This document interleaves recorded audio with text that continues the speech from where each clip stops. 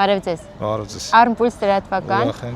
Ձեր կարծիքով արդարացված է արդյոք հեղուկ գազի թանկացումը։ Ես տեղյակ չեմ արդարացված է թե չէ։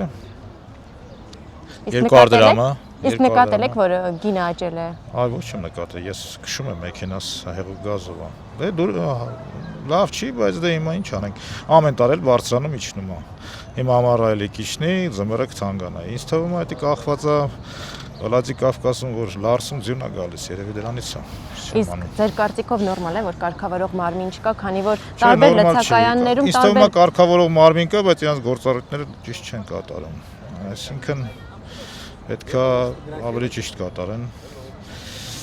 Հետևողական լինեն։ Ինչ եք կարծում, կառավարությունը ինչ քայլեր պետք է ձեռնարկի, որպեսզի գնաճը չլինի կամ ներկայացնի վրա խստացնի, ով որ ունեն լցակայաններ, խստացնեն ու անհատ մարդիկ զբաղվեն դրանով, ոչ թե պետական կառույցը,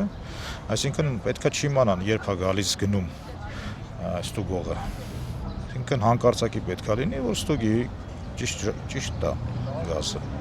Չէ, լավ չի, որ թանկանում է, բայց ամեն տարի նույն բանն է։ Լինում է 250 դրամ, հետո իջնում է 130 դրամ, 140 դրամ, հիմա ինչ ասեմ։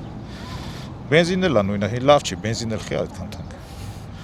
Եվ երևի հարկերն է բարձր իրանց վրա, որ դրա համար հարկերը շատ են բանանում, էլի թանկանում է։ Բենզինի պարագայում էլ նույնը։ Դիզելը շատ թանկ է, բենզինը չնայած աշխարհում մեկ է, ես Եվրոպայից ծանոթներ ունեմ, այնտեղ էլ 2 եվրո է 1 լիտր բենզինը։ Մեր մոտ ավելի էժան է, 1 եվրո 20 سنت է, ինչ չեմ մանում։ Բաժանորդագրվեք Armpulse-ի սոցիալական ցանցերում։